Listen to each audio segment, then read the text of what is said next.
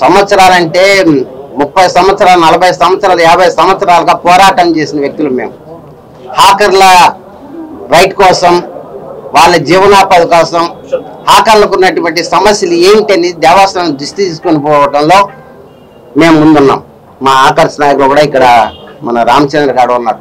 దశాబ్దాలుగా పోరాటం చేసుకున్నటువంటి సాధించినటువంటి హక్కును ఈవేళ దేవస్థానము తొంగలో దొక్కేస్తా ఉంది. మేము జైలు పోయినాం, కేసులు పెట్టించుకున్నాం, అనేక రకాలుగా పోరాటం చేసి సాధించినటువంటి హాకర్స్ రైట్స్ ని ఈ రోజు కొంతమంది స్వార్థపర శక్తులు మేము ఆకరణమే అని చెప్పేసి తిరుమల తిష్టి వేసి కూర్చున్నారు. ఆ ఆకర్లంతా నిజమైన ఆకర్లు ఉన్నారు. ఇప్పుడు వచ్చినటువంటి ఆకర్లు దేవస్థాన నిబంధనలకు విరుద్ధంగా అక్కడ ఉన్నారు. ఏం విరుద్ధంగా అంటే మందు తాగకూడదు, గంజాయి కొట్టకూడదు, సిగరెట్లు తాగకూడదు. ఇటువంటి వాళ్ళంతా కూడా దేవస్థానం ఆకర్లని లిస్టులు పెట్టి వీళ్ళంతా కూడా పాతోళ్ళు, వాళ్ళ తాతలు ఒక వ్యాపారం చేసినారు, వాళ్ళ నాయన వ్యాపారం చేసినారు కాబట్టి చాలా పాతోళ్ళు అని చెప్పి పంచాయతీల్లో లిస్టు పెట్టేసి వాళ్ళంతా ఓకే చేయాలనుకుంటున్నారు.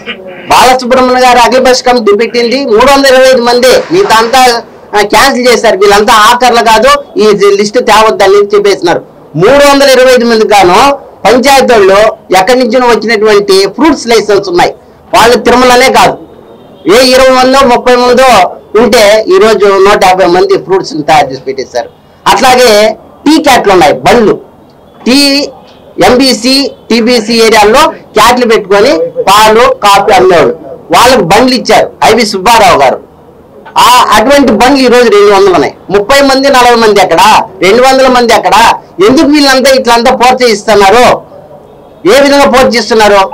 మేము ఈ విషయాలని మేము దేవస్థానం ఈ విధంగా చేస్తుందని స్టేట్ గవర్నమెంట్ కూడా చాలా సంవత్సరాలుగా మేము వాళ్ళ దృష్టికి తీసుకుని పోతున్నాం. ఇద్దో అద్దో అంటున్నారు. అయితే మేము చెప్పేది ఏంటంటే ఎక్కడుండే ఫుట్పాత్ అంతా ఆక్యుపై చేసుకున్నారు.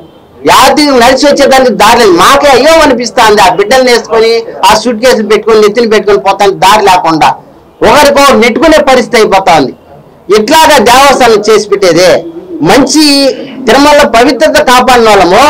కొంతమంది అధికారులు కూడా మంచి వాతావరణం కల్పించిన అధికారుల యొక్క నిబంధనలు కూడా వీళ్ళు దొంగలో దొక్కేసి ఈ విధంగా చేసి పెడితే పవిత్రత ఎక్కడి నుంచి వస్తుంది?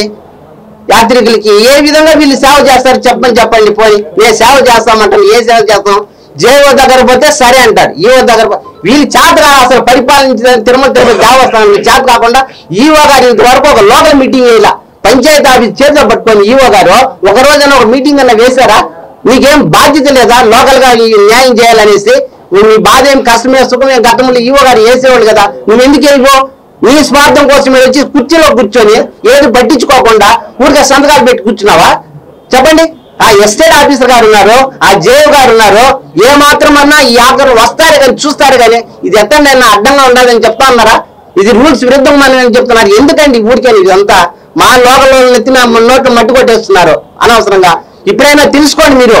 దేవస్థాన నిబంధనలు, పంచాయతీ ఆఫీస్ నిబంధనలు తిరుమల ఏముందని ఒక తూరు అధ్యయనం అన్నది చేయండి మీకు చేత కాకపోతే.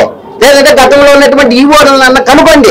ఏంది తిరుమల తిరుపతి దేవస్థానము, ఈ ఆకారాలు ఇదంతా ఏంటని తెలియకుండా ఊరికే అనవసరంగా వచ్చి కూర్చొని ఇప్పుడు చేస్తాం రేపు చేస్తామని చెప్పేసి అనవసరం అంతా చేస్తున్నారు. ఒక బోర్డు తీసుకునే నిర్ణయం ఇవంతా ఆకర్షణంతా క్రమబద్ధీకరించేయండి. వీళ్ళంతా కూడా 150 మంది లిస్టే కాదు, మీరు ఈ లిస్టే పెట్టద్దంటే మళ్ళా ఇంకోటి పెట్టేది. ఆడికి ఇంకోరంతా వీళ్ళు ఉన్నారు, వీళ్ళు చేస్తారని మీకేమంత అక్కడ ఆకర్ల గురించి ఎక్కడ వ్యాపారస్తులు వాళ్ళంతా మీరు ఎందుకు వాళ్ళంతా ప్రోత్సహిస్తున్నారు? మన బోర్డు చెప్పింది అట్లా ఎత్తేసండి లైసెన్స్ లేని. ఇంతవరకు చెప్పారా? 6 నెలలు 4 నెలలు అవుతాంది బోర్డు తీర్మానం చేసి ఎత్తేయమని చెప్పేసి.